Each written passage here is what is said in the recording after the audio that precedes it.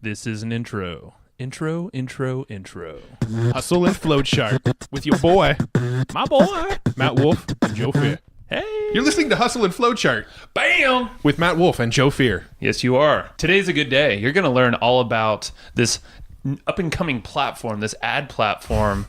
It's called Google Ads. Mm-hmm. Have you heard of it?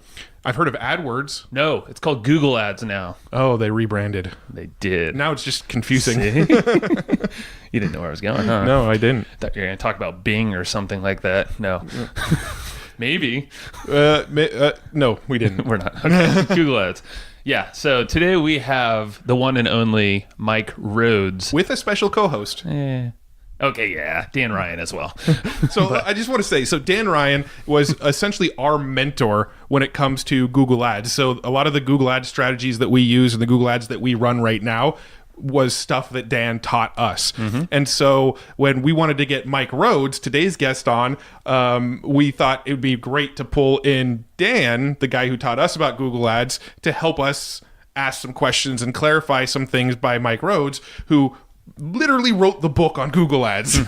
Along with Perry Marshall. Yep. But yes, yeah. So he is a definite OG in the ad space here, and he's absolutely amazing. So in this thing, I mean, I don't think we even need to get into it. It's like literally just get prepared to take some notes and open your mind. If you haven't tried Google Ads yet, you definitely should. He gives you a game plan of how to quick start and get your feet wet, but also he talks about auditing in an account and gave us a lot of different, questions you can ask yourself and different ways of thinking of stuff that you might be totally, losing a bunch of money, or maybe you're not trying the correct type of ad to bring in qualified folks to This is essentially ecosystem. This is essentially a masterclass on Google Ads. So, this will be a new resource that we point people to when they say, "Hey, I'm thinking about getting to Google Ads. Where do I start?" Mike Rhodes. This episode, and listen to Mike Rhodes, listen to Dan Ryan. These two dudes know their shit when it comes to Google. Yeah. Now, if you want somebody to help you do your Google Ads,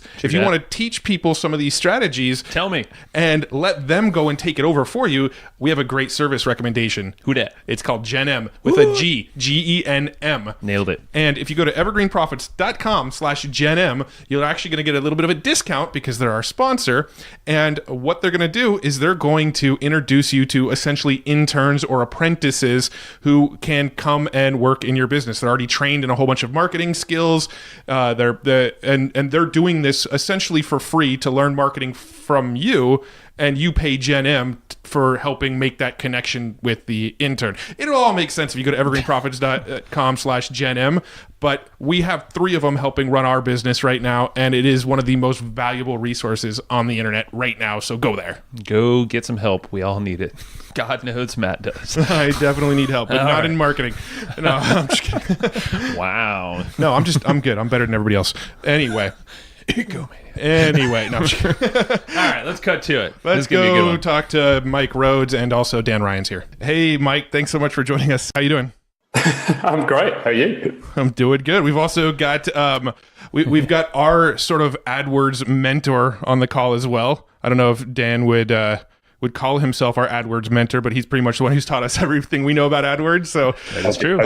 So we've got Mike on the call, who is our sort of AdWords guru that we've been following around AdWords, and then we've got Dan, who's the guy who's allowed us to sort of look over his shoulder at ads. So it should be a real fun conversation around Google Ads. /podcast bomber. I'm now taking that term. It's starting to become a thing. Yeah. You're welcome. Thank you very much. Maybe one of these days we'll do a full episode where we actually interview Dan Ryan. No, that's not going to happen. That was unanimous. Well, cool. All right, Mike. So, real quick, can you sort of give us a little bit of a backstory and how you got into doing Google Ads, and what's the story of how you got to where you are now? Yeah. So I'd always loved the business of business. I've always known that I was going to have my own business, even when I was a little kid. I started my first business last century, because that's how old I am, when I was traveling around New Zealand. Got to Sydney in 2001. I thought I was semi-retired. What an idiot, kicking around on the northern beaches, which happens to be where I am now, just visiting. I live in Melbourne these days.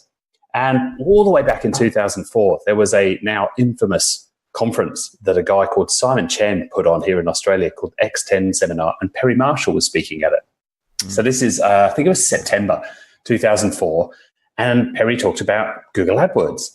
And I'd been coaching small businesses for a while up to this point, doing a lot of consulting.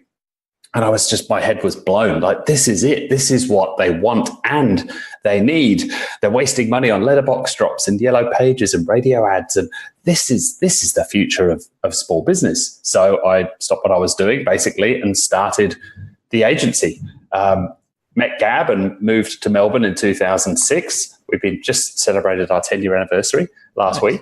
So that worked well. That was a good decision. And started the agency. Way back when at the kitchen table, just me down in Melbourne. That was 12 years ago. And we've been very, very lucky, I guess, in the right place at the right time. Rode that wave from the 5-cent click days.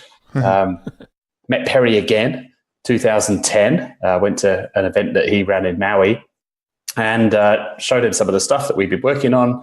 He quite liked it. So we started working together. And so I've been running all of the training for his group, co-wrote the book with him, and now just because I've discovered I'm a teacher at heart, so I've been teaching AdWords for actually probably longer than the agency. I've actually been teaching it since 2005, and we have an amazing team who do epic work. They are absolute legends, and I get to wander around, talk about what I love, and help a lot of businesses. That's the short version, I guess. Yeah. So cool. So with the book that you did with Perry, how did that process work? Was that mostly I know like Glazer, like Bill Glazer and Dan Kennedy used to do this thing where they would basically let other people write the book for them and then put their name on it. I'm curious.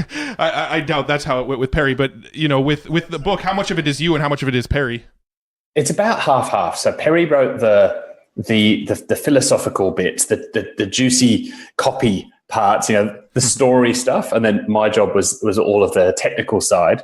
But let me let you into a little secret here, just because there's Dan and a couple of people listening. It doesn't matter if this gets out into the world, but I made the distinction between authoring and writing, which I think is an important one if anybody listening wants to write a book. So I authored all of the technical stuff, but I didn't actually sit down and hit the keys on the keyboard and write it, because I tried that for 3 months. And then I got within 3 weeks of my deadline and I barely had a page written. I'm like, okay, something needs to change.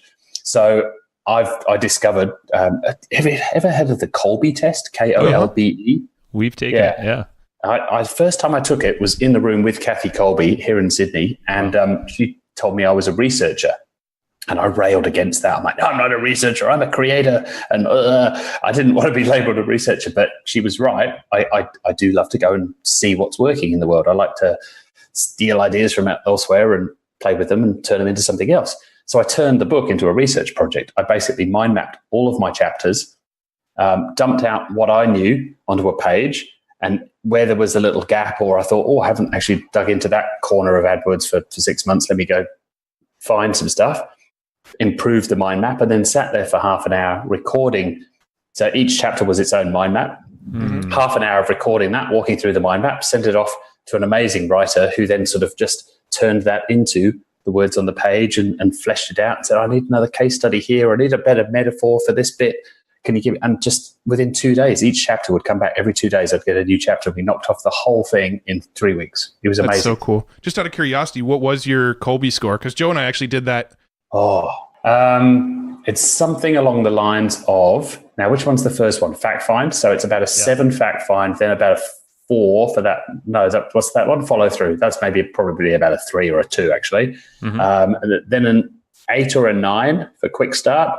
And then I never understood the last one. The implementation was the last one. I never understood that. That was about a 4-ish. So something like a 7.294. Yeah, that last one, they say entrepreneurs tend to have a lower number for the last one. It tends tech based. Yeah, it tends to be the people that have the higher number are people that tend to work with their hands more, like surgeons and construction workers and people that just really like to work with their hands a lot.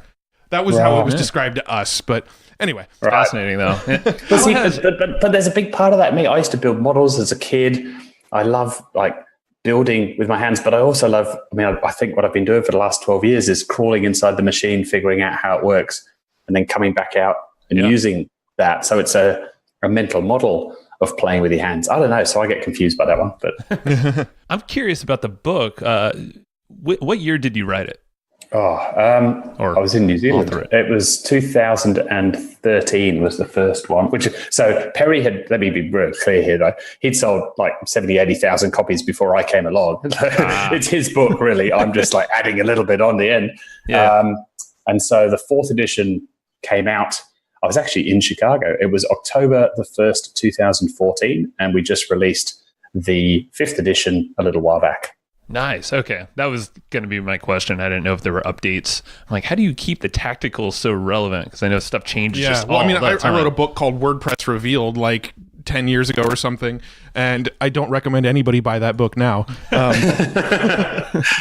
I actually did make a 2017 updated version to it, which is a little bit better, but I think even that one's out of date now. Oh, yeah. Yeah, it literally goes out of date before it's published. We submitted to the publisher, and then literally 2 days later, Google did the big change away from, if you remember, converted clicks versus conversions. They scrapped converted clicks.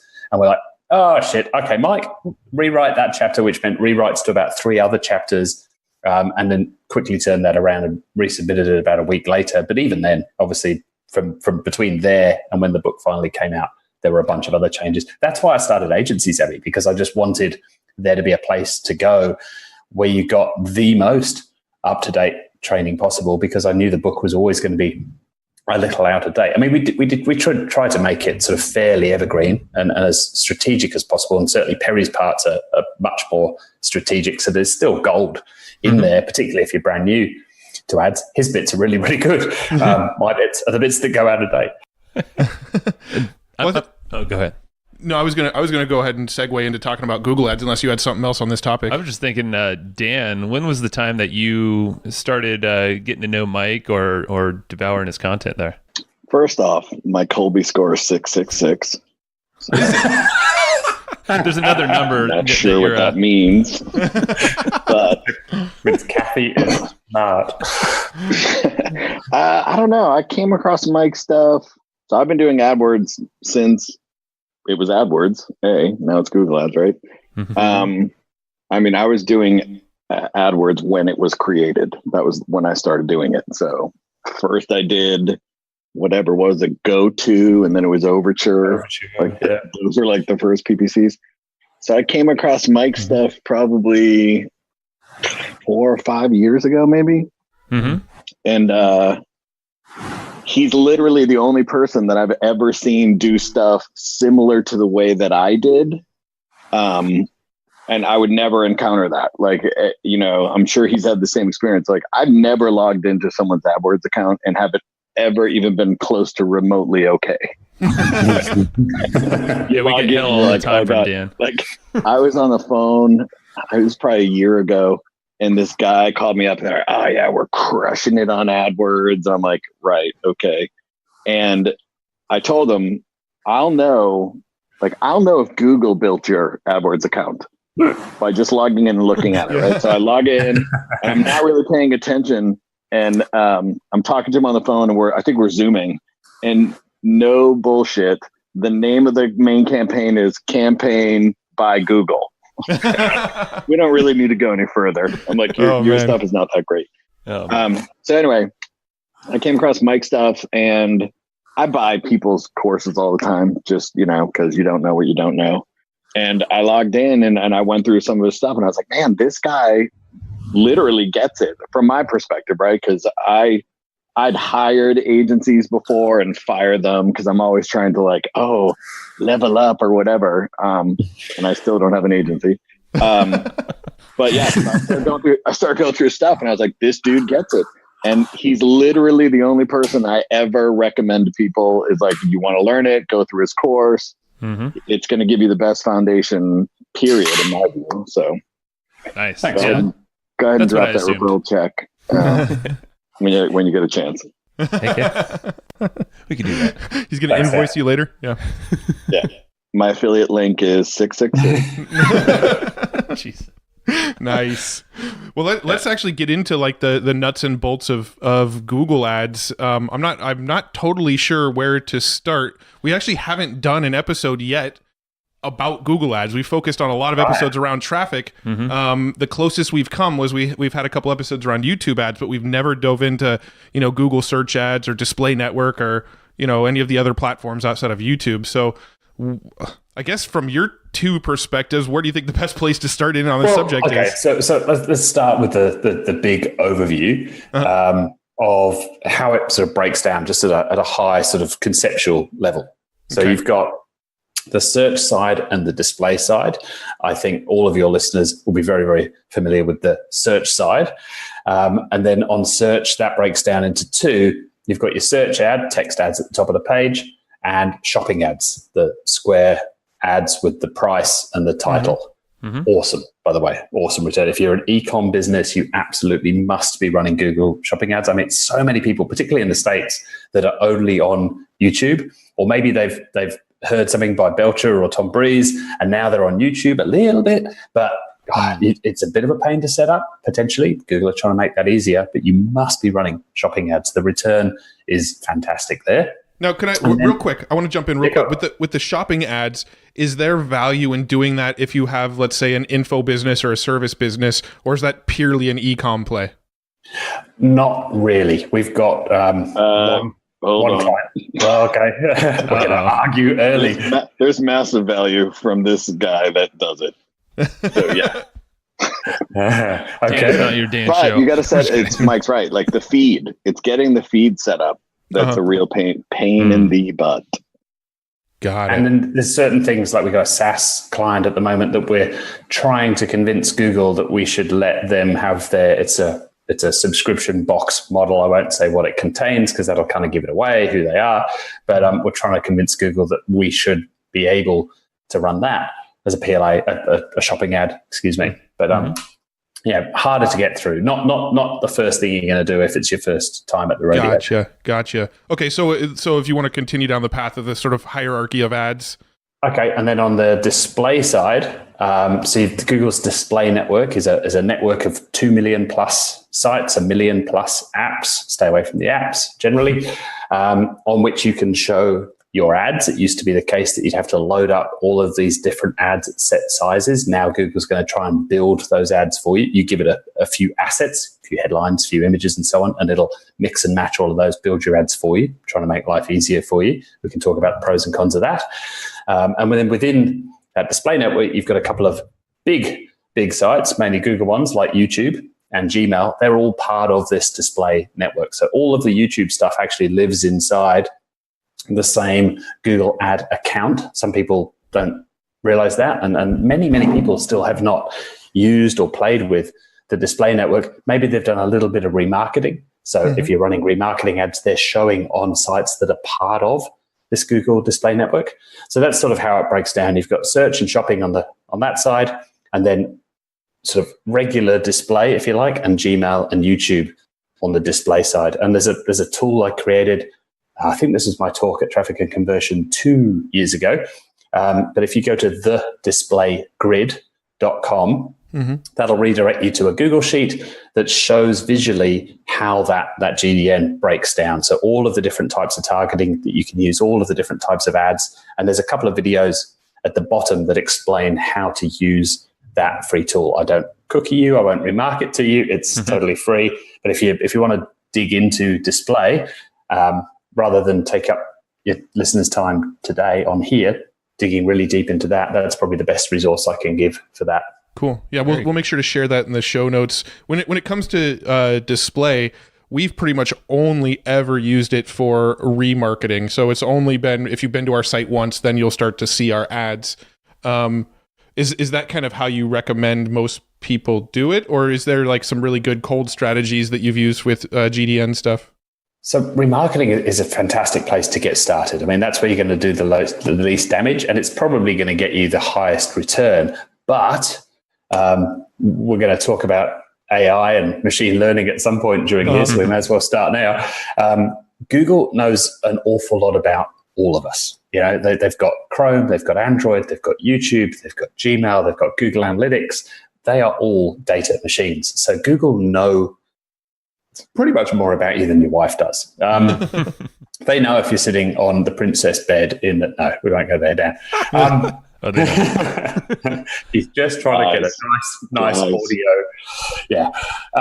So they know. And so they use the power of that AI to determine what we want, what we need, what we're shopping for currently to try and serve us the most relevant ads. So we're moving away from ads being targeted based on the content of the stuff that you are reading, which is how it was always done in the past. Because you're on a site that talks about basketball, you're probably more interested in basketball stuff, and so we'll put the basketball ads there.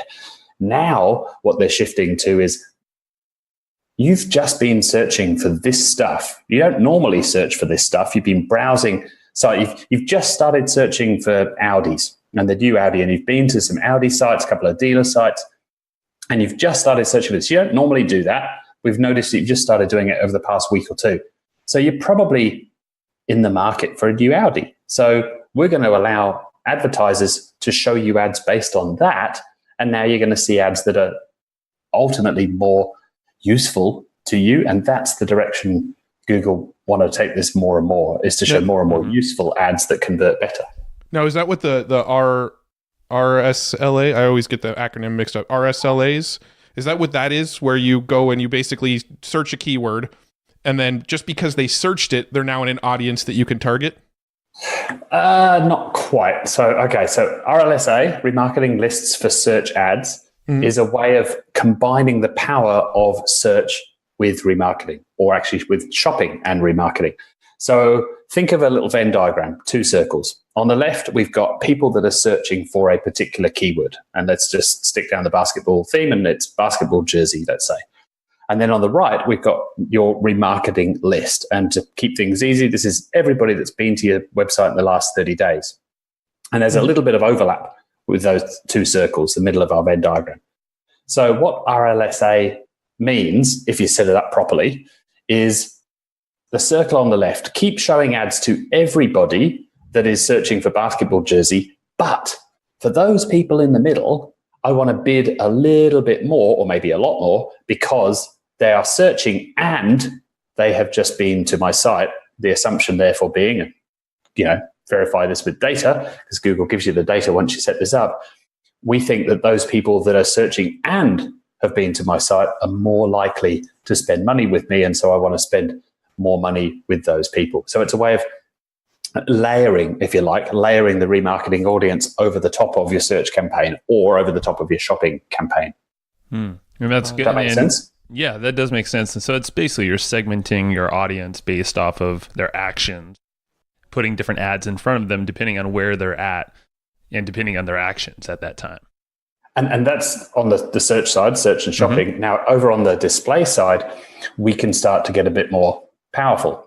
So there is a display targeting option called in-market. So basically think of this as people that are in the market for, and that's based on that recent abnormal search behavior. You normally do this, but you've just suddenly started doing this. Now you must be in the market for, and there's a list of about 500 in-market audiences. And if you go to thedisplaygrid.com, you'll find a tab across the bottom of that sheet that lists those 500. So you can scroll through there and see if something matches what you sell. And if there isn't anything there, now you get the option of building your own using a targeting thing that should be called custom in market, but it's not. It's called custom intent. And this, I think, is the future of Google Display. So this is where you get to say, okay, people that are searching for stuff like this and this and this and this, give it half a dozen keywords and a couple of URLs, people that maybe have gone to this site and this site over here, people like that, Google, go find me them. Go find me people that have just been searching for this stuff, just been browsing sites like this, and put my ads in front of them. So that's ridiculously powerful. Yeah. As a cold strategy in particular, who's just been looking at my competitor sites? Who's just been searching for my competitors? Get me in front of them, please, Google. It's as close as you could get to being able to put your remarketing pixel on your competitors' websites. It is not that, but it's as close as you can get to that. Got it. Okay. Super powerful. No, that makes a lot of sense. Now, is it when you do that kind of thing, does that tend to be more expensive than pure retargeting just because, or is it less expensive because it's a little more cold and you're going to a wider audience? Ultimately, we pretty much try and target most of our ads based on results. So I don't sort of tend to look at, or even think about, say, CPCs. So I'm probably going to bid more for my remarketing audience because I think those people are more likely to convert. And so my conversion rate's going to be higher, but I'm going to sort of tweak that up and down until I get to a profitable level. So with my cold stuff, I'm probably going to bid less, almost certainly, because it's probably going to convert less. But ultimately, I want that return on investment to be round about the same, depending on the business model. I mean, there are cases where you might do that a bit differently. It depends on the business model, the frequency of purchase and all that sort of stuff. But generally, that traffic's going to be cheaper. But we all know that cheap traffic ain't necessarily good traffic. We want quality traffic. We want buyers. And so we're going to base that on results, whatever that means to your business, whether you're doing CPA stuff, return on ad spend, and obviously depending on your business model. If you sell fast fashion and your typical buyer buys from you 6 times a year, that's very different than if you're selling coffins, which tend to just sell once. Yeah, good point. Not a lot of return customers there. So hopefully not. Yeah. What sort of advice do you give somebody that's just a complete beginner? They've got something for sale. Maybe they've got a course or an e-com product, or they've got something. What's sort of their first thing that you tell people to go do, just who never even logged into Google? First thing, like Dan said before, don't go to Google for advice. Step one. But get educated. Like, find some stuff, and there's plenty out there. You mentioned John Belcher before. He and JB have some fantastic stuff over at AdSkills. We've got a bunch of courses at Agency Savvy as well. There's tons of stuff on YouTube. There's a great course on Udemy. Isaac has put out about an 18-hour course for $15 or something ridiculous. So get educated. First campaign, you probably just go after your own brand. It's the easiest thing to set up. That's your name, your business name, your product's name. You can't do much damage there. It's cheap traffic that's going to convert. That's the best way to cut your teeth and get started. And then second campaign, remarketing. You're probably leaving money on the table if you don't have a remarketing campaign. Now you could start to play with some colder display or some YouTube or some non-brand search, but get your feet wet first with either a brand search campaign or a remarketing campaign, and maybe shopping. If you're e-com, again, I think the returns are well worth it. But maybe if you're brand new, have somebody else set it up for you. Get you off the ground, and then you can take over after they've been. Maybe they do a setup and build. Run it for a couple of weeks, knock off the rough edges, and then hand it back to you with a bit of training. That's a really, really good way to start a new campaign. That makes sense. Yeah, and you mentioned e-com, and we have a traffic kind of community, and we talk all about all sorts of stuff. But there's a lot of folks in e-com that we can't really give them the best answers at all times when it comes to Google. So, are there any specifics that for e-com businesses, typically profit margins aren't as much? Are there some rules that they should follow when doing this? Oh gosh, basics. Well, so I want to add on to it. Like, I feel like there's a lot of people. There's this trend nowadays of people going and setting up Shopify stores, going and finding stuff on AliExpress and just listing it on their Shopify store, and then running ads to the stuff on their Shopify store and going, "Why can't I be profitable?" And they'll be buying $5 widgets on AliExpress and selling them for $10. So you have $5 to work with in profit before ad spend, and it leaves very little to get a return on ad spend. Those people are probably not going to succeed, are they? See, it's crazy because it's a trend, and so many people are asking this. So we wanted to address it because everybody wants the magic easy button. I was chatting to Ken McCarthy about this last year, about why are there so many bloody Facebook gurus out there. Like, everybody and their granny seems to be a social media guru these days, and there's Insta courses popping up and all of this stuff. He's like, why is it so hard to find good stuff? I mean, when we started doing more and more e-com, probably about 3-4 years ago, there was very, very little out there. No good courses that you could find, no books. I basically went and cherry picked, called in some favors, and got my guys trained. with some people that I knew that were just very quietly going about their stuff and doing it, to say, like, how the hell do you do this thing? Because there isn't much. I mean, first thing, this isn't a set rule, but you probably want that sort of average order size to be north of $50 to give yourself a little bit of wiggle room to work with. I think setting realistic expectations is huge. We had a client who is no longer a client. So I think this is probably a couple of years ago. They came to us and their ROAS was about, I'm going to say somewhere about 3.5. I don't know the exact numbers off the top of my head, but the goal was set at 6-1. If you can get a 6-1, then we're profitable. We are happy campers. Katie and Vic and the team are amazing. They got them up to about an 8-1 return within weeks. Wow. Weeks. Like, they just blew it out the water. Client then turns around at that point and says, oh, well, if you can get 8-1, then the target is 13-1 now. Why? Do you not like making money? Because they just didn't understand that. So picture the archery target. The entire archery target is possible, and you're saying, no, you only get to play if you can shoot arrows into the bullseye. Well, that's a bit harder to do, and there's a lot less space now. There's a lot less traffic that you can get at 13-1. Yes, we were able to get it, but obviously overall profit drops dramatically because now you're just getting so few sales, very profitable sales, but a lot less of them. So setting realistic expectations and aiming to just break even, I'd say, for the first 3 months is probably a good place to start, a sensible expectation to set.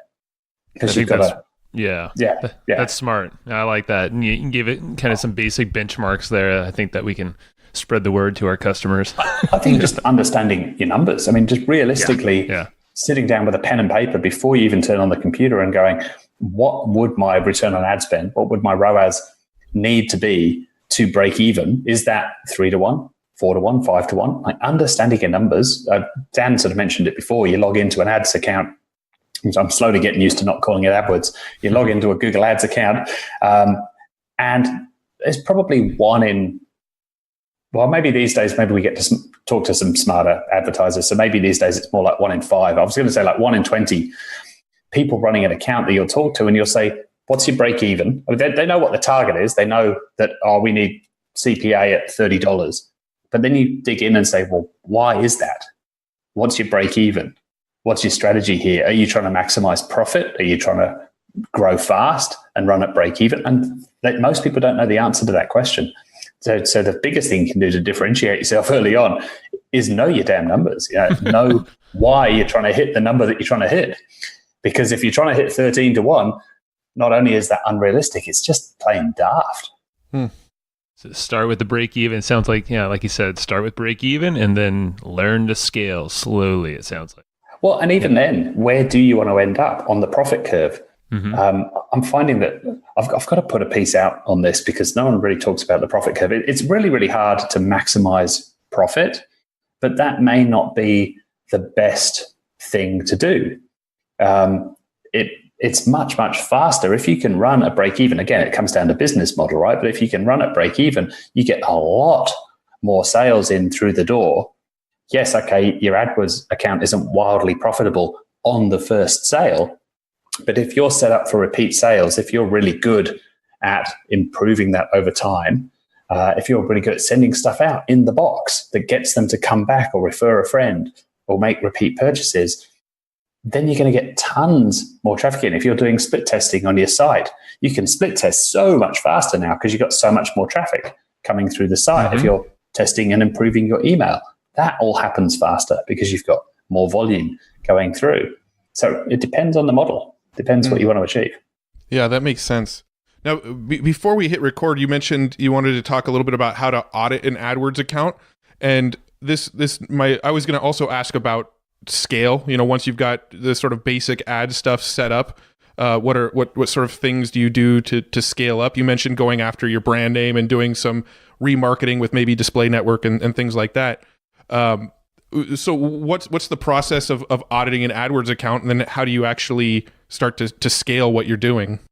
Yeah, okay. I'll try and connect those two big I mean, dots. they don't have to be connected. They were connected in my brain, but they don't necessarily. They could be two different questions. Well, they kind of are. It's just they really kind of are. I mean, it's an ongoing process of optimization, right? You're continually testing, experimenting, and that's a mindset that you need to adopt. I think all of your listeners already have that mindset, but sometimes clients don't. Why is it taking so long? Well, because it's a test. If we knew the answer to the test, it wouldn't be called a test, and we would just do it. Little things like that.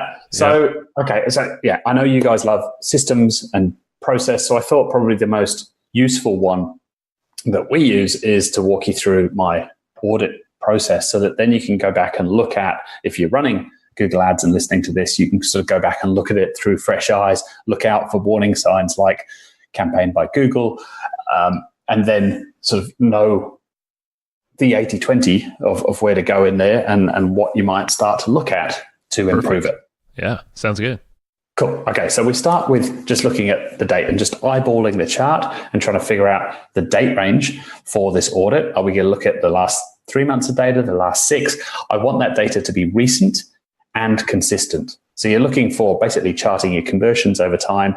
Is there a big drop-off? Have we just had Black Friday? And that's this weird traffic that we don't want to consider. So recent and consistent, tweaking the date range to get a sort of reasonably flat line so that I've got some sensible data to audit.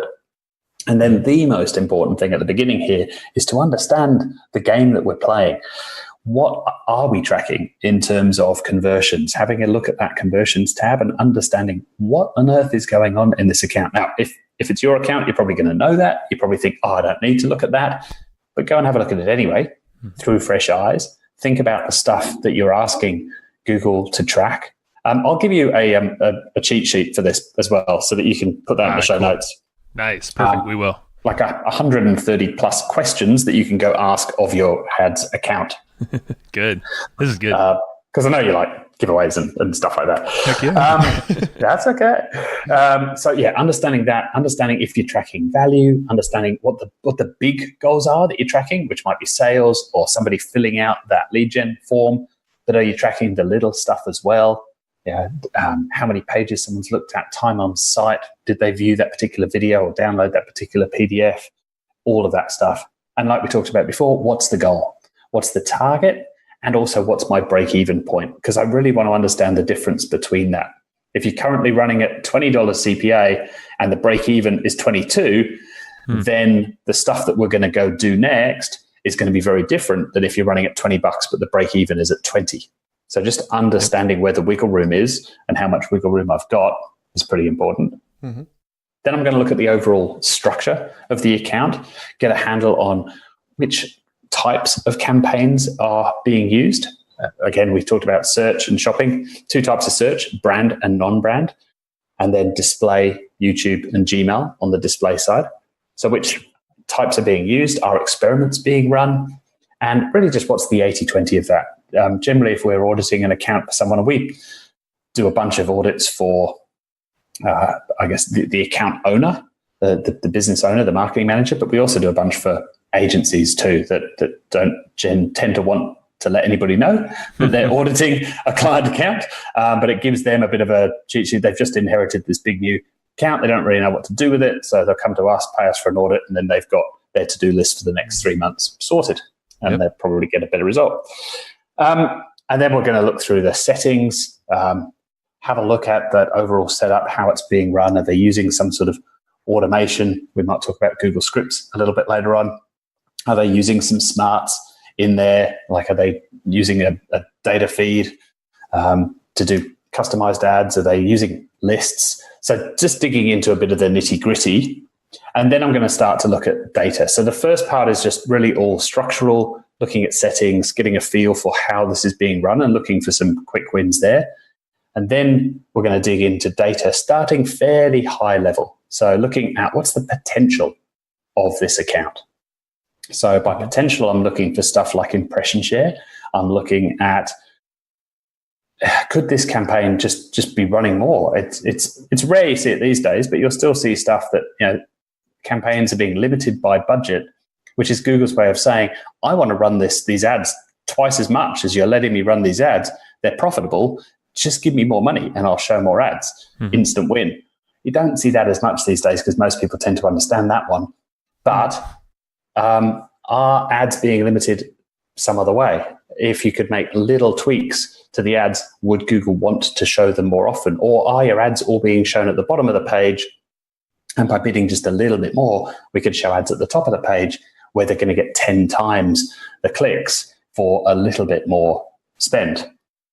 Then I'm going to start to segment my data. Avinash Kaushik is Google's, what's his official title? I think it's digital evangelist or something like that.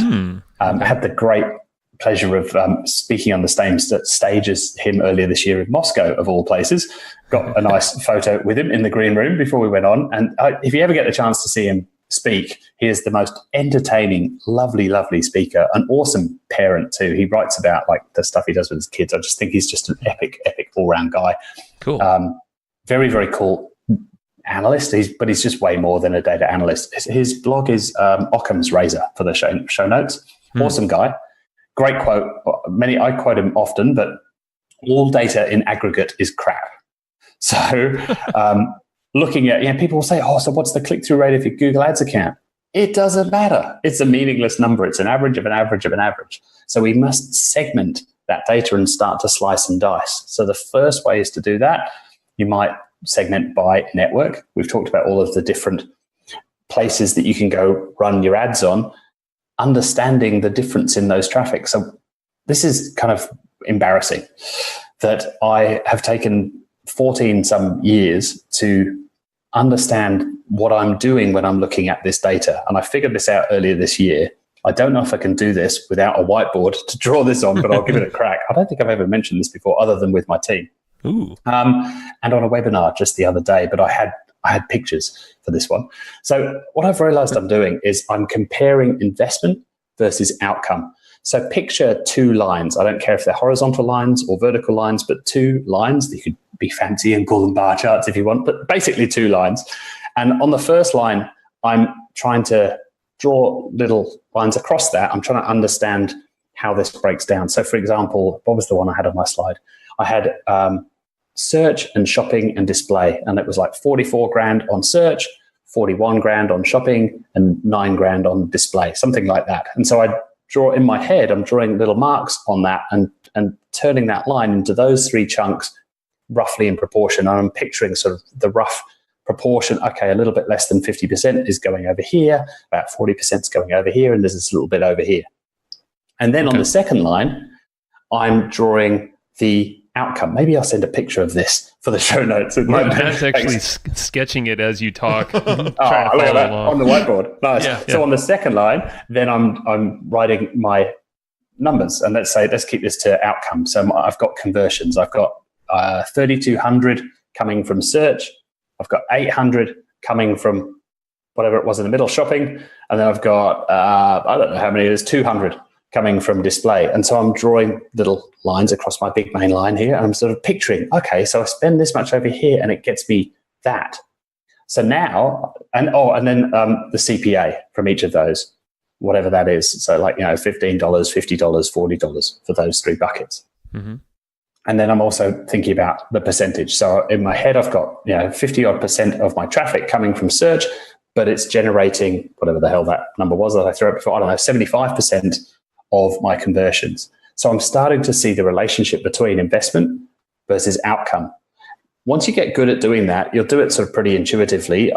One day I'll create some awesome Google Sheet or Data Studio report or something to do all of these segments for me one day. Yeah. But I'm just trying to get that clear in my head of digging into all of these different things. So it might be by device. I might segment by device. So I've got desktop, tablet, mobile, and I'm drawing that little picture again in my head of investment versus outcome. I want to know how much I'm spending on, which is the investment line. I want to know what I'm getting for that, which might be conversions, or I might be looking at ROAS, number of sales, whatever it might be. And then I'm looking at the percentages to give me some context. Context is everything. Because now it gives me clues as to how to dive deeper into that, which is then the next part, which is the 80-20. So maybe the first segment I do is just by all of my search campaigns. I line up, maybe I've got 17 search campaigns running. Visually, I want to know what the top one or two are. What am I spending? What am I getting? So I'm looking for the 80-20 of that, and I'm looking for outliers. I'm looking for where's the weird stuff, the really, really good stuff and the really, really bad stuff. And then I just keep doing that 80-20 process. So I might dive into my top couple of campaigns. What's the 80-20 on ad groups? Maybe there's a couple of hundred ad groups in there.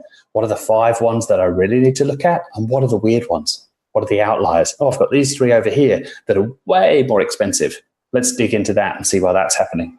Dig into those ad groups. Then I'm going to look at my keywords, my ads, maybe my ad extensions, maybe dig into negs.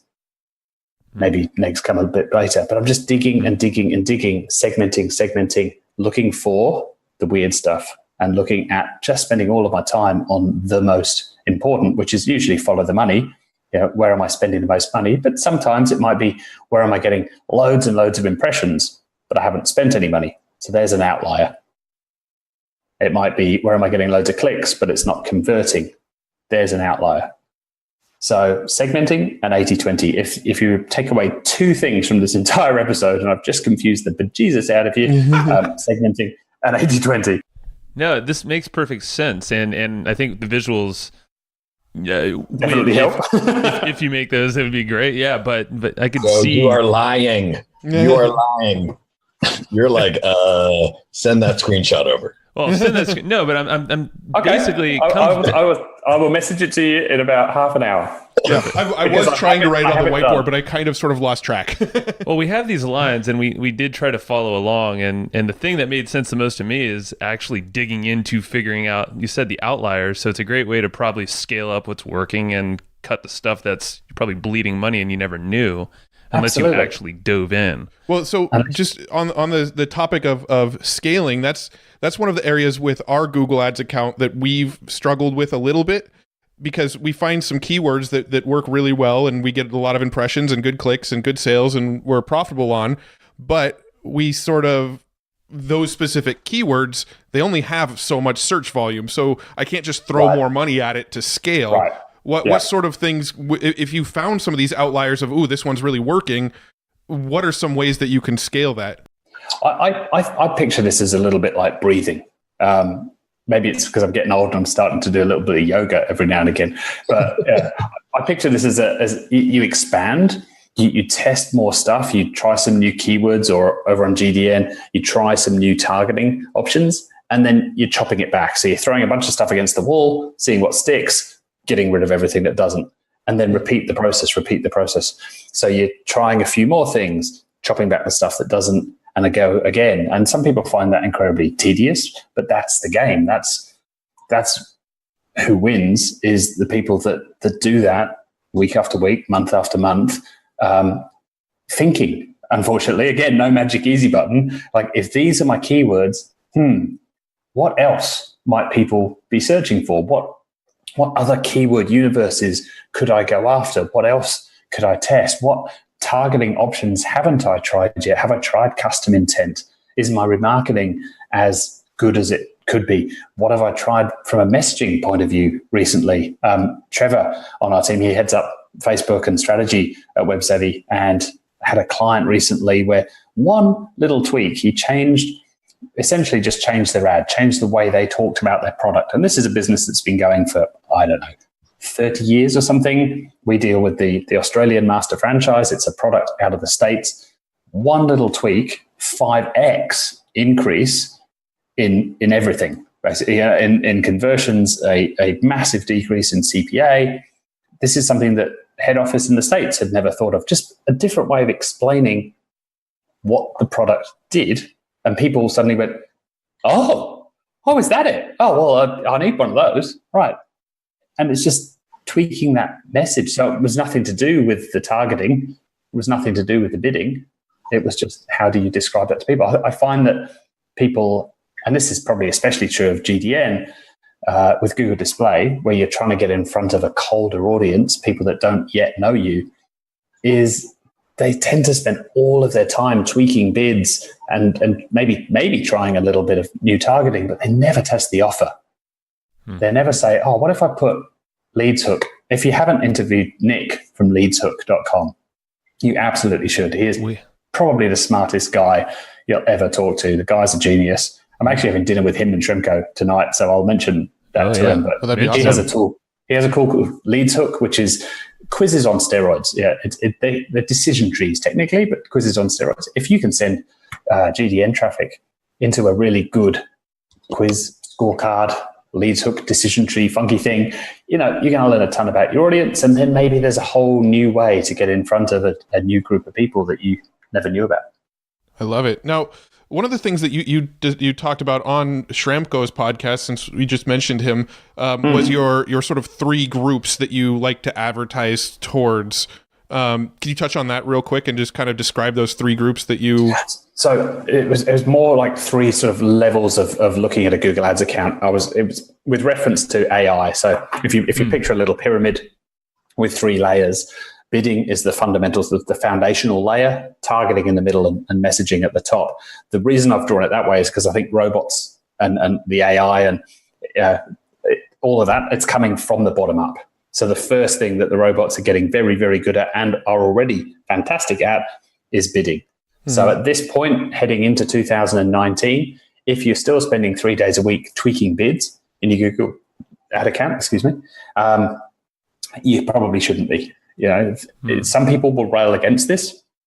Dan and I and others in agencies have had some pretty interesting discussions in the Facebook group about how much to lean into this. Yeah, I was actually gonna see what Dan's opinion on that was, because I know when Dan's helped us with some of our ads, a lot of what we have set up is a lot of manual bidding stuff. So I'm kind of curious what your perspective is. I literally never do it. Just because the numbers that I focus on are like the ROAS or whatever. And if I'm hitting that, I tend to not mess with going to switching it to CPA or whatever. Before, you used to have to like duplicate the campaign and then switch it to CPA, but now you can kind of just switch it. But I just don't do it. I mean, that's just like that in the scripts. I'm like, yeah, you lost me. But only because the ROAS, like I'm hitting the numbers that I want. So I don't really need to tweak and twist and do that much.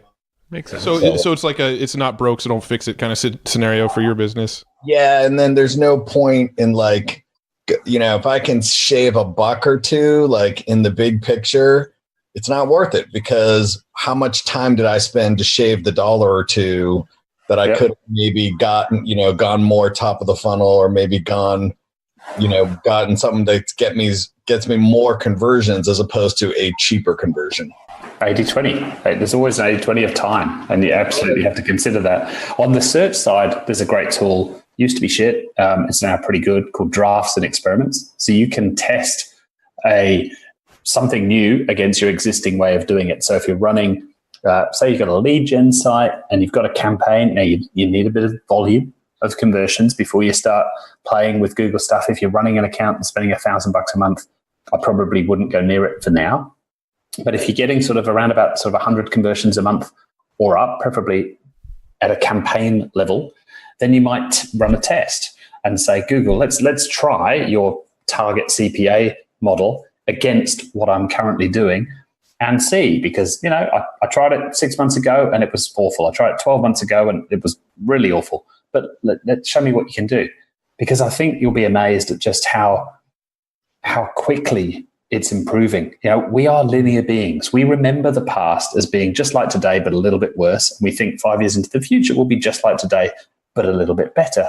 We can't remember what life was like before the iPhone. We're in an exponential world.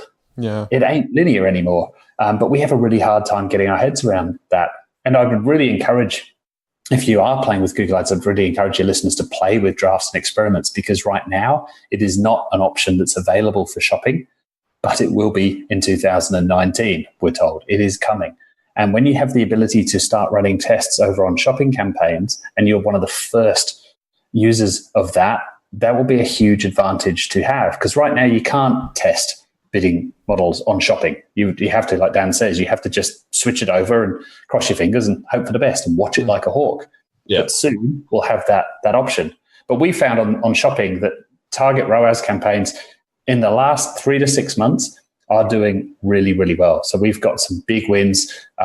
Caitlin, I should say, on the team, has scaled a big US client of ours from a fantastic referrer who we love, G'day Babak, from about, I think it was around 30 grand a month to 150 grand a month, leaning into a lot of this AI, letting the machine take over that bottom layer of the pyramid, taking over the bidding so that she can then focus on the more important stuff, which is then moving up a level to targeting. I'm not ready to let the machine do my targeting for me yet. I'm not ready to use a lot of Google's automated stuff there, like smart display campaigns, universal app campaigns. We don't see the benefits there yet, but there are other areas where the AI is being used. We talked about it before, in-market campaigns, using all of Google's data. Google knows who wants to buy what. So I'm not going to let them build my campaigns for me, but I am going to say, okay, you know who's in the market for this. Go show my ads to those people. Yeah. And then sorry. I was going to say, when we had John Belcher and we had Tom Breeze both on the show, and they were specifically talking about YouTube, but they were essentially saying now that they'll put a conversion pixel on their success page, and then they'll go and turn on ads, and they'll just leave the targeting blank. They won't even set anything for any of the targeting. They just know that they're going to eventually enough volume's going to go through that Google is going to have enough data built out on this pixel that Google's going to know how to target it for you. And I think, knowing those guys pretty well, having seen inside a few of their campaigns, especially Tom and I worked together on a few clients, they're dealing with pretty decent volume, and they're only playing within that fairly defined box, which is YouTube. So I think for what they're doing, it makes complete sense for the average person listening to this who's maybe just starting out with Google Display. I wouldn't suggest heading down that road, especially not on the display side. For YouTube, maybe, but also you've got to have some pretty big cojones, and you've got to just say, all right, I'm setting a budget here of $1,000 a day. I'm going to give this 2 weeks, and we'll see what it can do. And Tom will regularly drop 20 grand because he knows he almost always gets it right, and he'll turn that into a profitable campaign. But he's putting his money on the line too with his business model. Yeah. And I think they did disclaim that when they were on the show. I think they said, this isn't their first campaign. They don't go in there and just do that. They get a lot of data on the pixel before they turn that kind of stuff on using targeting. But eventually there's enough data built into that pixel that they can do that. Yeah. And Google's got this confusing way that it expands your targeting. They've got similar audiences, which is like Facebook's lookalike, which aren't really as good as Facebook's. But they also have this thing called conservative or aggressive targeting, which is kind of like similar, but not, where Google will say, oh, you want stuff like this? I'll go get you stuff like that. And it will wander off. And sometimes that works phenomenally well, and other times that works appallingly badly. There's still plenty of fraud on the Google Display Network, which Google swear black and blue there isn't. I've had many stand-up arguments with some of the product managers on this, particularly on apps. I think a lot of the fraud is moving to apps. And so, we've seen a campaign, so I'm sure Dan has seen the same, where you dig into a display campaign and you find that 80% of the spend was basically caused by fat thumbs on apps that were designed to get clicks on ads, that is not leading towards conversions. I mean, occasionally you get the odd fluke, or you get some fraudulent app that makes it look like these are real conversions. We won't convert every click because 100% conversion rate would look dodgy. I think the fraudsters are getting smart. They're using AI. They're getting smart. But let's not go down that rabbit hole because we could spend another hour on that. I was going to say, I just had someone's account get hacked that was shut down the other day, and in 2 days it spent 70 grand. Oof. And it was all app traffic. I was like, holy crap. And of course I'm like, hey, your account got hacked. Oh man. But it was insane. All app traffic, $70,000 in like 48 hours. It was out of control. Jeez. And was that purely by sending the traffic to their own apps so that they made money off the app sites, or were they sending money to their own URL? Did they change the ads to redirect them to their own URL? Yeah, I think that's what they were doing. It was weird. I'd never seen anything like it. I didn't know you could actually I'd never seen an AdWords account get hacked before. So let's segue into scripts, because I'll give you an example of a really good use case for scripts. So scripts are basically segues. So scripts are basically little computer programs you can squirt into your Google Ads account, and they sit there and run for you. So you take a small portion of the brain of some of the best AdWords people on the planet, and you go, oh, this is the way they do it. Computer, do that for me. And you can run these scripts hourly if you really want, or you can run daily or weekly or whatever. And so one of the scripts that my amazing team wrote, again, Charlene and Heath, are brilliant coders. I'm very lucky to have them on the team.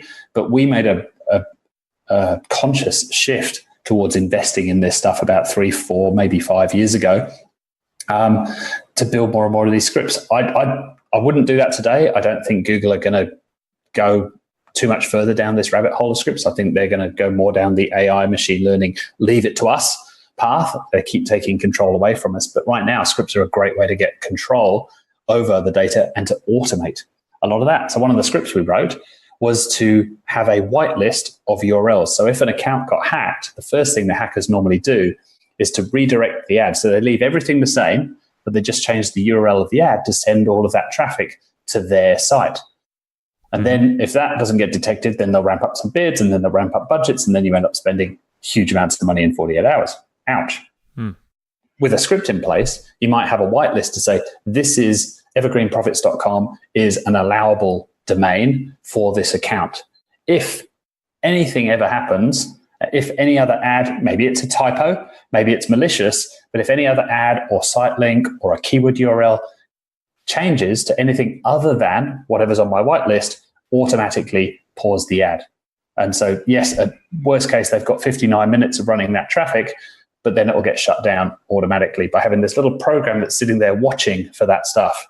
Or another script you might have is to alert you when anything weird happens. When a campaign suddenly starts spending lots of money on mobile ads, and historically it's only spent $10 a day on ads, or on apps, and now all of a sudden it's up to 1,000 per hour, immediately send me an email or a text message or something. Let me know, alert me to this thing. I'm a massive, massive fan of like automated alerts. That's a really good place to get started. So not having a script make a change to an account for you, but letting you know about stuff.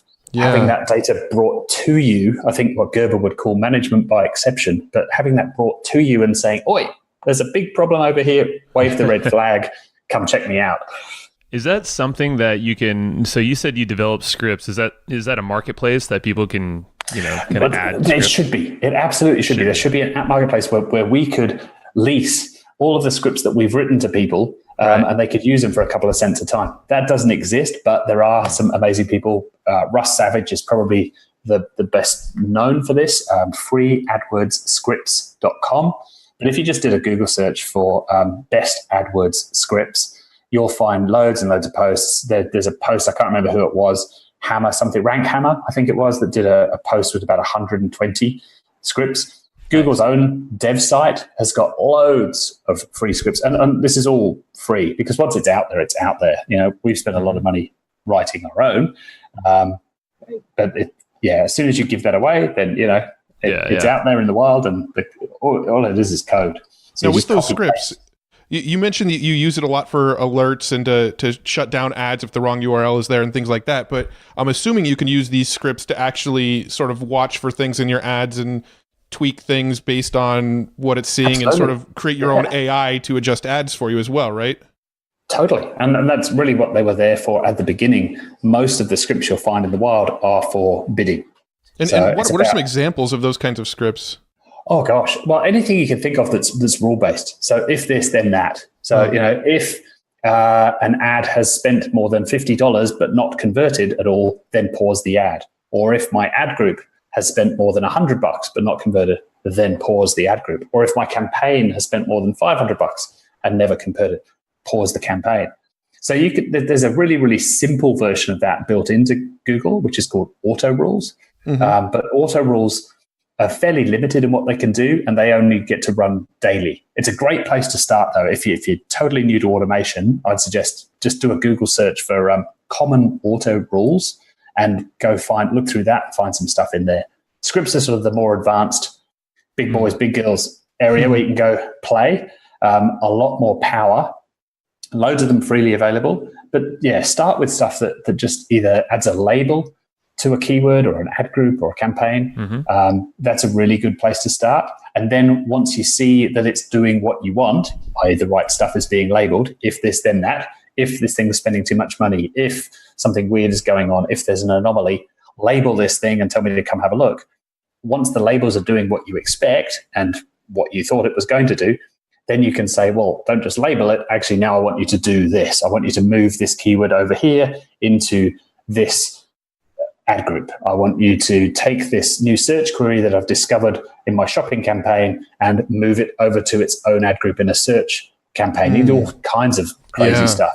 That makes sense. You can have it send beautifully formatted emails every day or every week straight to your clients if you want. So you can automate all of your reporting instantly. Wow. Yeah. So one of the things that we do with our ads is we'll start by running our ads just to the US and that's it. And then once we get a campaign that's working really well in the US, one of the ways we scale is then we go and say, okay, let's test it in the UK. Okay, it's working in the US and UK. Let's add it to Australia. And we start to add in other countries, but we duplicate the campaign and all the ads, everything that's in the campaign, we duplicate it identically into a different country. So I would imagine you could probably do something like that automatically with these scripts.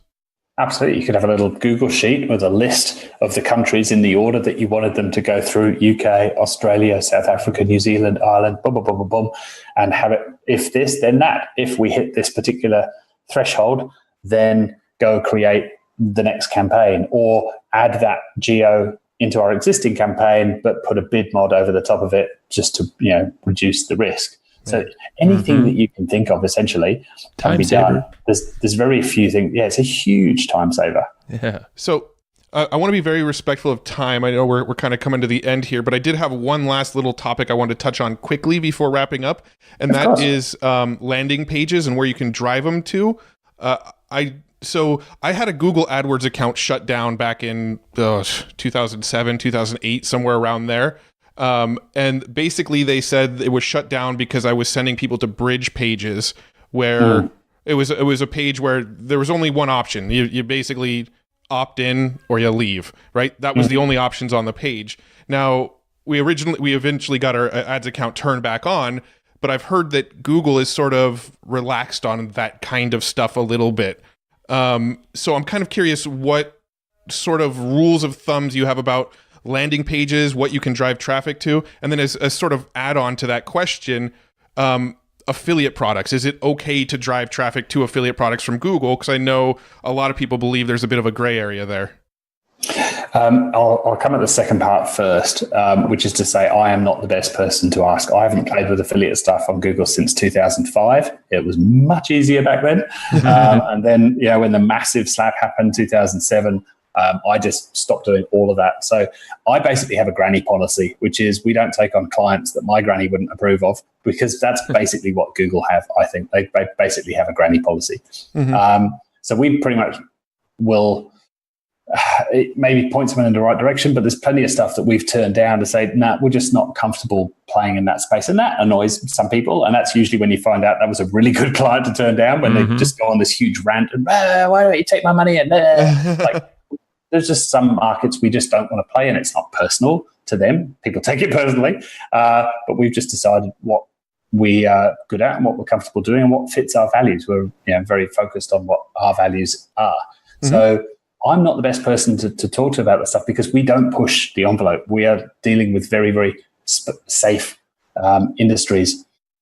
As a general rule of thumb around the landing page, transparency is a big one. Adding value. The reason they don't like bridge pages is you're not adding any additional value. This is virtually the same as these other 14 bridge pages over here, and you're not giving the user any option. Like you say, it's either opt-in or disappear. They want to see value being added when someone lands on that page. So good design matters, because at some point you're going to get a human review, and that human review is probably going to last about 20 seconds. They're going to have a quick glance at it. Does this sort of smell suspicious? Is this a page I'd send my granny to? If it doesn't pass the sniff test, then they're probably going to start to dig a bit deeper. Of clear and obvious what the brand is. A little bit of navigation generally helps.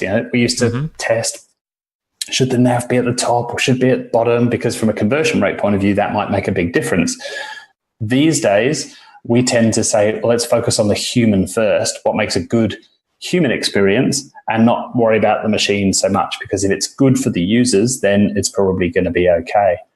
There are some guidelines that you can find, the stuff that Google's quality guys are told to look for. You can Google that and find some of those, big thick document that you can read through.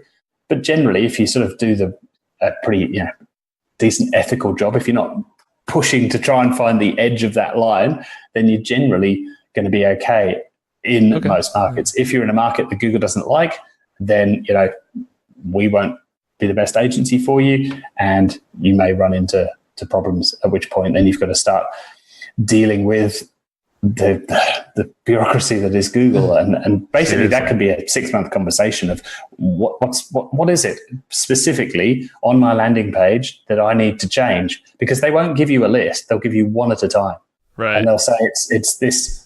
If you're lucky, they'll say it's this ingredient. You've mentioned this particular thing here on this other page on your site. Yeah, but that's not even on the landing page. Yeah, but on your website you mentioned this ingredient, which is on our banned list. Okay, so now you've got to go change it. And for some people, they can't change that. You can't change the formulation of a supplement just to keep Google happy. But the really, really smart supplement companies know what Google like and what they don't like. Or they can hire someone like you guys. They know all the rules inside and out. I'm very lucky. I've got 2 ex-Googlers in Hyderabad that are, amongst other things, particularly wonderful at policy.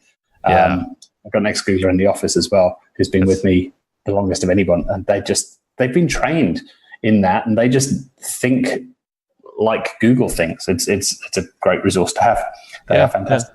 That's what it seems like. Is just be human, lead with value, give good quality, design and content and everything you can do. You're at least on your best foot forward, when you're running ads to any platform, I would imagine. Yeah.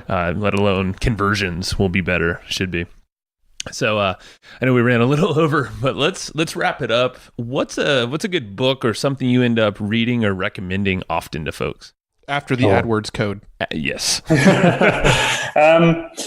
I'm a massive fan of the near future. So that's what I love to do. How do I leverage the near future to help grow businesses? That's my sandbox. And if I spend the rest of my life playing in that little sandbox, I'll be a very, very happy camper.